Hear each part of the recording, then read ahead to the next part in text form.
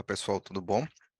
Então, estamos aqui para mais essa aula e eu quero falar um pouquinho aqui de um outro banco de dados, né, que é muito utilizado, certo?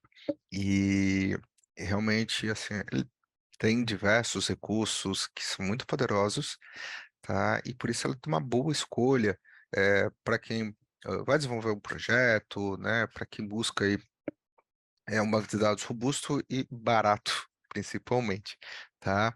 Então, pessoal, eh, vou compartilhar aqui a minha tela com vocês, certo? Para a gente falar um pouquinho desse banco de dados.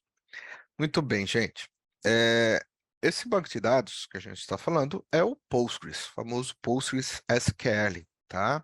Ele é, comumente a gente chama ele de Postgres, certo? E olha só, ele é um dos 5 SGBDs relacionais mais utilizados em todo o mercado, tá? Desde aplicações eh, de pequeno, médio e de grande, mas quando eu falo grande é gigantesco porte, tá?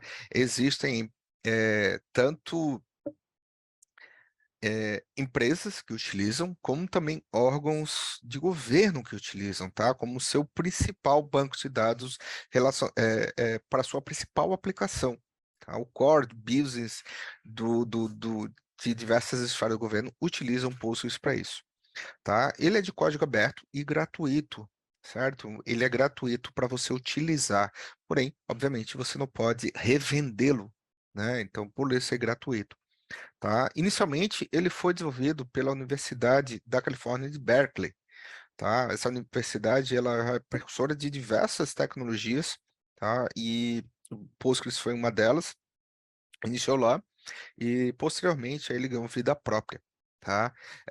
Ele tem diversas características muito interessantes, como grandes players de mercados trabalham, né, possuem, como seja Oracle, seja SQL Server, seja qualquer outro aí, né, que estejam utilizando, mas para vocês terem ideia, né, eles têm, obviamente, né, chave primária e chave estrangeira, né, as primary keys e foreign keys, obviamente tem, mas eles trabalham também com functions, tá? São funções com a linguagem própria dele para que possa ser utilizado no cotidiano, né, para que a gente possa aí trabalhar no dia a dia com programação direta.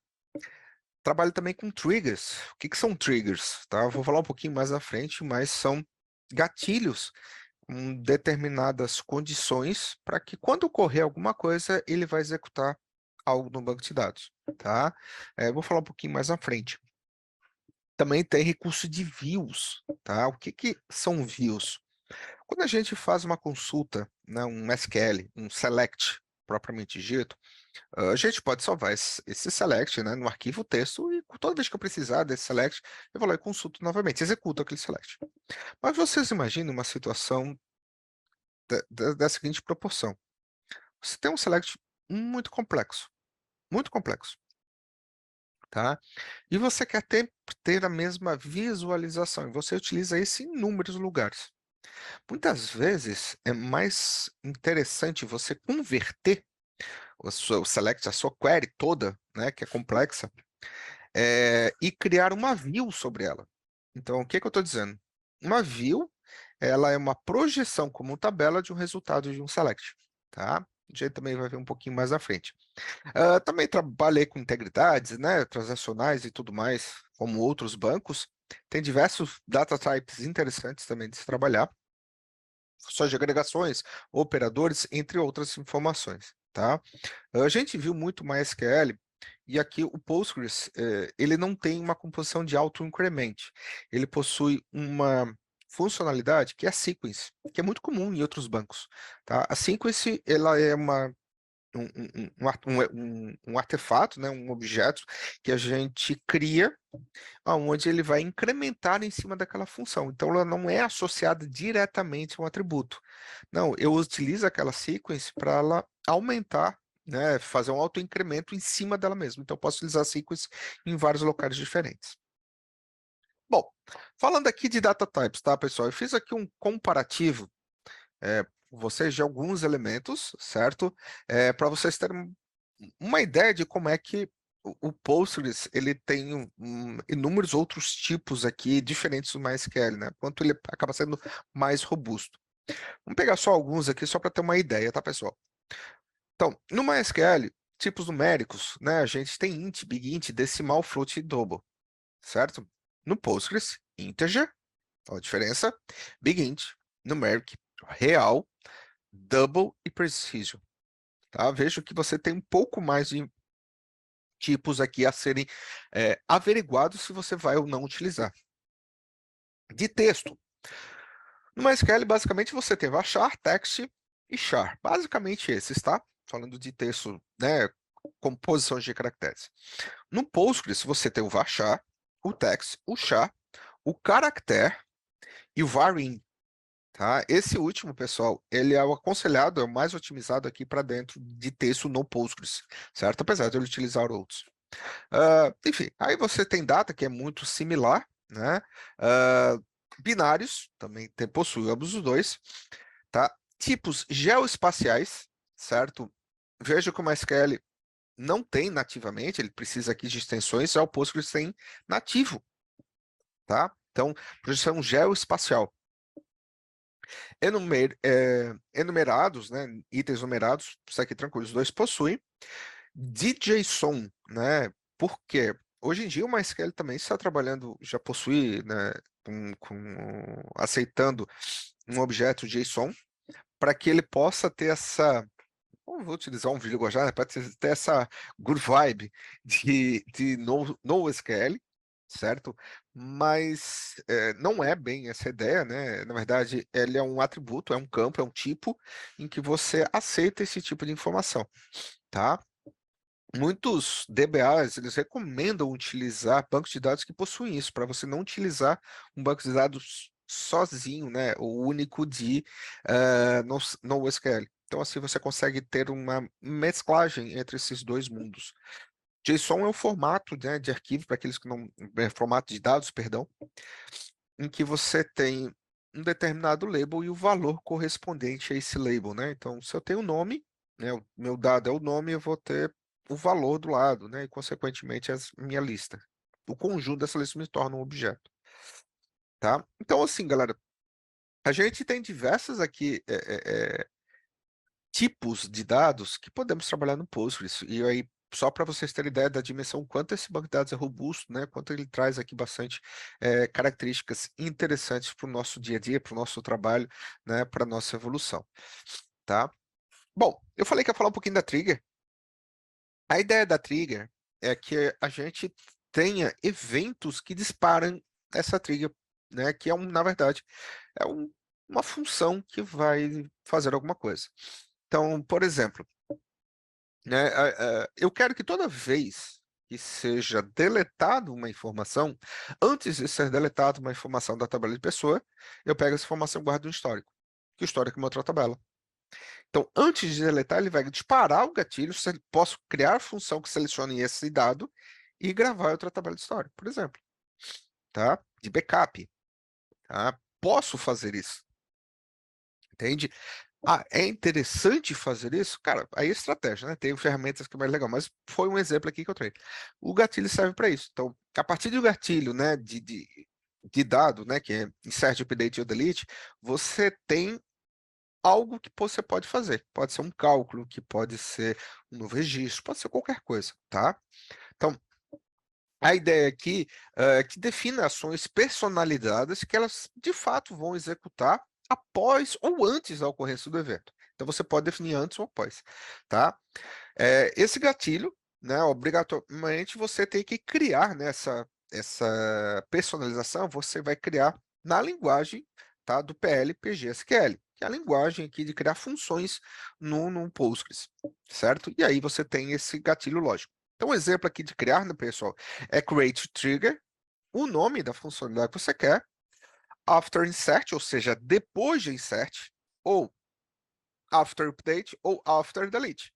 Também pode ser before, tá? Então, before set, before update e assim por diante. For wiki row, execute a função tal, tá?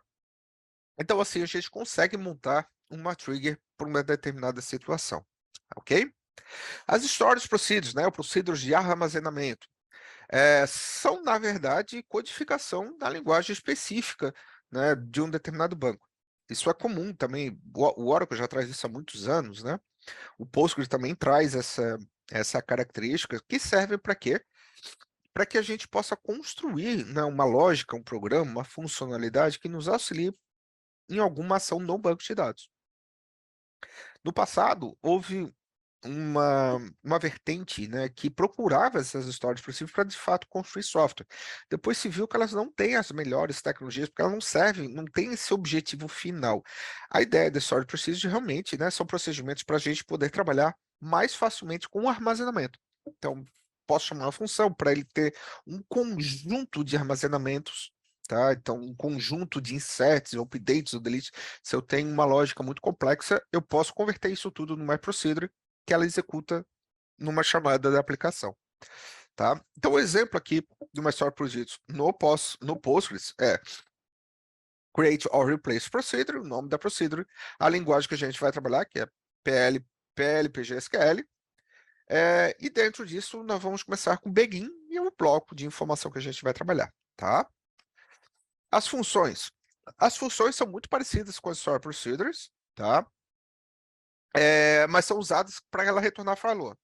Então, antigamente existia muito essa diferença de procedure e função, né? Procedure você executa e não espera. Então você só chama e ele vai para o final. E as funções você sempre espera retornar valor.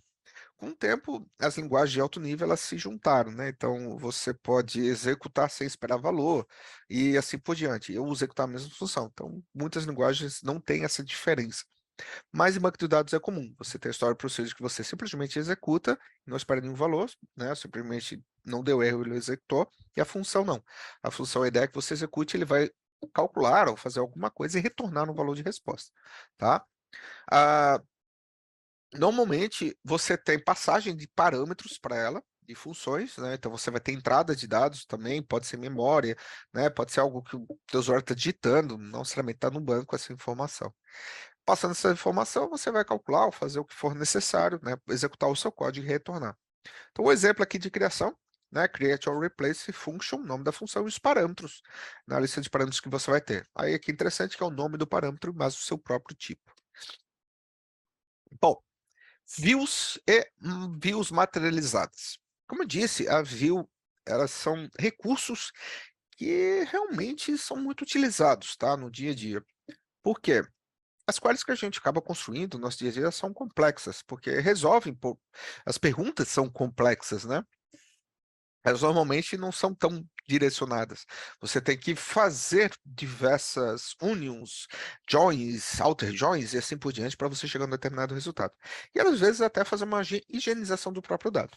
Bom, então partindo disso, pessoal, essa consulta que é trabalhada, né, essa consulta preliminar, a gente precisa criar essa determinada view. Então, a view, ela é a visualização em forma de tabela de uma query complexa. Ah, só dá para fazer query complexa? Não. Você pode fazer com simples, mas aí perde um pouco de sentido, né? Então, a ideia é que a gente precisa simplificar. Você tem essa parte, você criou a view, e essas views também você consegue relacionar. Tá? Você consegue criar relações através dessas views também com outras tabelas, porque ela funciona como uma tabela. É importante aqui lembrar, pessoal, que views elas são atualizadas dinamicamente. Então, cada vez que o dado é alterado, automaticamente ele altera a view. Tá? Não é registrado, ele fica em memória. Então, ela não possui, a maioria dos bancos de dados não trabalha com índice em view. Por conta disso, o esforço para você ficar atualizando esses dados é muito grande, né? Então, normalmente não trabalha com índice em view. Consome muito recurso. Então, você não coloca índice e isso faz com que as consultas tendem a ficar mais lentas, né? Mas, sim, elas simplificam bastante, tá? Então, às vezes a gente cria com base aí tabelas existentes sempre, né? E fornece uma representação dessa virtualização desses dados, tá? As views não são armazenadas fisicamente, de novo, elas ficam sempre em memória, e cada vez que a gente executa, cada vez que executa é atualizado. Já as views materializadas, elas modificam um pouquinho. Elas são views, são montadas praticamente da mesma forma. O que muda entre uma e outra é que elas são registradas fisicamente. Então aí a gente tem uma performance melhor. Mas uma view materializada, ela consome o recurso de gravar, né? Gravar a informação lá no disco do servidor. Se a gente está falando que essa view materializada vai gravar a informação no disco do servidor e ela vai estar salva, ela não vai atualizar a cada consulta. Ela não vai fazer isso. Então a gente tem que programar em cima da view materializada quando, em quanto tempo você quer que atualize. Então aqui é importante lembrar que você vai ter uma diferença de dados quando executar uma view materializada, ao passo que pode ter a realidade, tá? Então por isso que a view materializada, ela é usada quando você não tem tantas alterações assim, né, no seu dia a dia, não é tão comum, ou ainda, se houver alterações, elas não têm, elas são insignificantes perante o resultado que você está esperando, tá? Então, vamos lá. Se eu quero saber a quantidade do meu estoque, certo? Se eu quero construir uma view materializada com uma quantidade de estoque, é complicado, porque eu preciso estar sempre monitorando a quantidade de estoque e eu posso ter uma view que atualiza a cada dia. Então, eu sempre vou ter uma distância de dia. Se eu tenho uma alta venda, meu estoque pode ir a zero. Então, é um risco que não é bom a gente correr com view materializada. Contudo, se eu estiver vendo o meu estoque do mês passado, uma view materializada conta e faz bem, né? Se a minha intenção é sempre ver um dado passado, aí ela teria uma informação melhor, ela se torna mais rápida, tá? Por conta disso, porque ela salva a informação, e aí a gente tem um melhor desempenho, certo? Então, é justamente nesse ponto que ela ajuda bastante em consultas complexas, certo? Que envolva muitas tabelas, tá? Que tem aí um desempenho não tão bom quanto uma view, a gente materializa dela para dar um up, né? Dar um push aí para que ela possa resultar de uma forma mais correta, tá? Os dois, tanto a view quanto a view materializada, utilizam a mesma forma de comando, que é o create view. Contudo, para materializada, a gente vai especificar o materialized, tá? E assim ele vai definir como uma view materializada de fato. Bom, já, galera, falei aqui, né, de uma forma geral aqui dos dados, mas também existe uma ferramenta que é o PG Admin, tá? A ferramenta de administração do Postgres. Ela é bem interessante, tá? Também ela é código aberto, tal. Ela tem para vários, tem para o Windows, né, Linux, Mac, se eu não me engano, também tem, tá?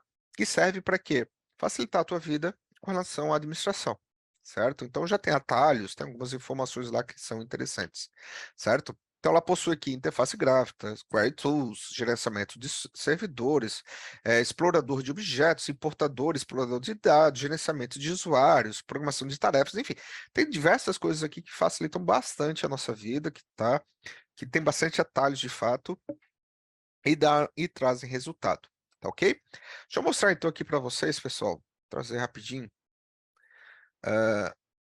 sobre o PG Admin.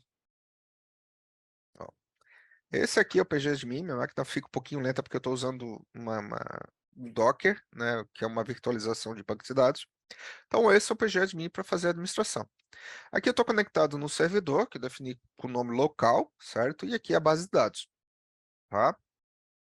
Então essa base de dados, ela basicamente está vazia, né, nesse momento, mas aqui ela já tem algumas informações, né, de gráficos da sessão e tudo mais, quem é o usuário conectado, tá? Como eu disse aqui, para mim fica um pouco lento, né, porque como eu estou trabalhando com uma virtualização de dados, né, de um ambiente inteiro, então ele vai ficar mais lento para a gente poder cadastrar ou trabalhar com ele.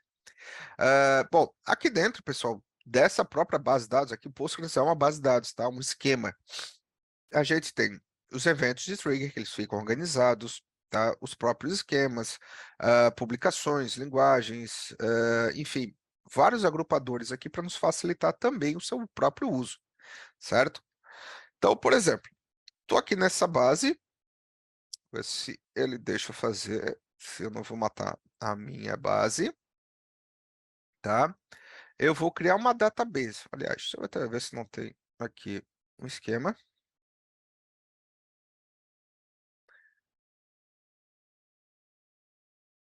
Ó, public. Tá aqui um esquema public também, certo? E aqui eu tenho views, types, tá? Tables, então tem várias informações. Acho que aqui eu não tinha posto nenhuma, não tinha mesmo. Se eu criar uma table, então vai abrir essa table, posso botar aqui pessoa, por exemplo. Posso dizer qual é o table space, ou seja, qual é o arquivo que eu quero gravar, se eu deixo ele criar ou não, né? Posso definir os atributos, tá? Que eu estou buscando aqui, ou que eu estou criando. Ah, eu quero o ID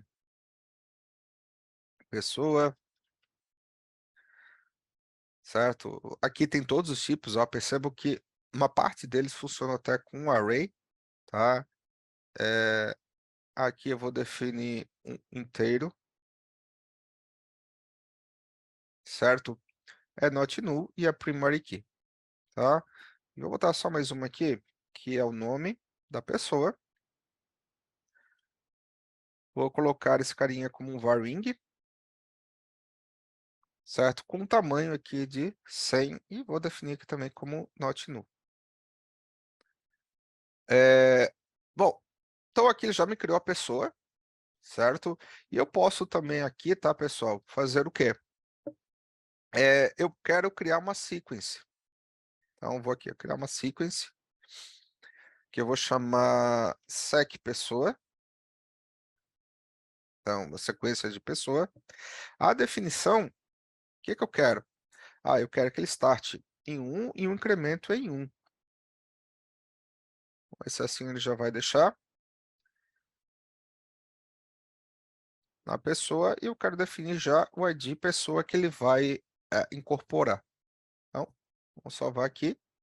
Ó, criei o ID, criei essa informação. Vamos ver como é que está a informação da pessoa. Vou ler. E, ó, colunas, continua igual. Tem informações advanced, constraints, ó, PK aqui está criado, parâmetros. Está construído em foreign keys também, ó. Outras informações aqui que a gente pode ver. Então, secret e o SQL que ele está gerando. Tá? Não tem nenhuma informação aqui adicional. Maravilha, porque não precisei fazer nada. Bom, tá criada aqui a minha informação, tá criada aqui a minha pessoa, né? Ó, aqui já tem outra informação também do próprio dashboard. Vamos fazer o seguinte, vamos abrir um SQL, se ele deixar, tá, pessoal? Porque, como eu disse, vamos abrir Query Tools.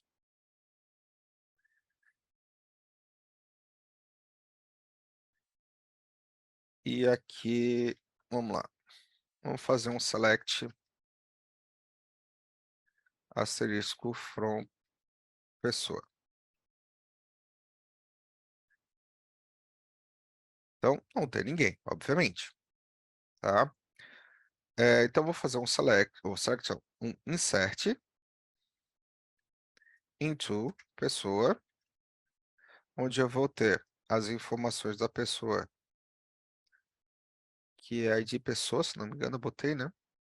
ID pessoa e nome da pessoa. ID pessoa e nome da pessoa. Values. E aí eu posso fazer o seguinte, next val do sec pessoa, tá? Isso vai me gerar uma informação da próxima sequência de pessoa. Tá bom? Opa, desculpa aí, não parei de compartilhar.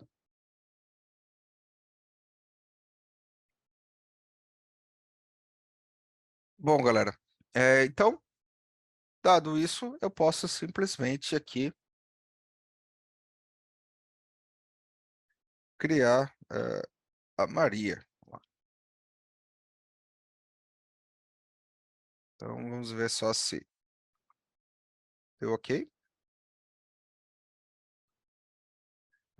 Sec pessoa, Deus não existe. Deixa eu ver se eu escrevi errado. Princípio não. Deixa eu ver aqui. Tal, de pessoa. Sim. Vamos ver se agora aqui já vai funcionar.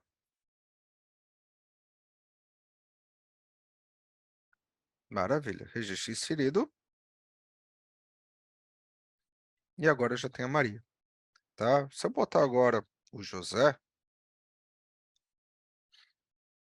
só trocar aqui e deixar a mesma informação. Então agora já inseri de novo o José, que ele vai com o registro 2. Então assim que esse tem essa característica, tá? Utilizar exatamente eh, essa execução, né? E trazer um próximo incremental. Posso alterar incremental de ser 2 em 2, 3 em 3, aí depende desse cenário que você vai trabalhar, tá ok? Bom, gente, então o Postgres é exatamente essa poderosa ferramenta, tá? Gratuita, certo? Para vocês terem ideia o quanto que ela é poderosa, que o próprio, os próprios tribunais, tá, no Brasil, utilizam, não todos, mas uma boa parte deles utilizam um sistema chamado PJE que tem como base o banco de dados Postgres, tá, para utilização, justamente para baratear, para ser código livre e tudo mais, e realmente funciona maravilhosamente bem, tá? É, então é isso que eu tenho que trazer para vocês, pessoal, tá? Com relação aqui ao Postgres, para vocês terem uma ideia de o que, que seria interessante, tá? É, ele é concorrente sim do MySQL, né? Mas no meu ponto de vista ele é mais robusto, né? Ele tem mais corpo, mais opções, mais ferramentas que vão ajudá-los aí no dia a dia nas suas ações, tá bom? Pessoal, então ficamos por aqui, tá certo? E nos vemos aí no futuro, tá bom? Grande abraço, pessoal, até mais.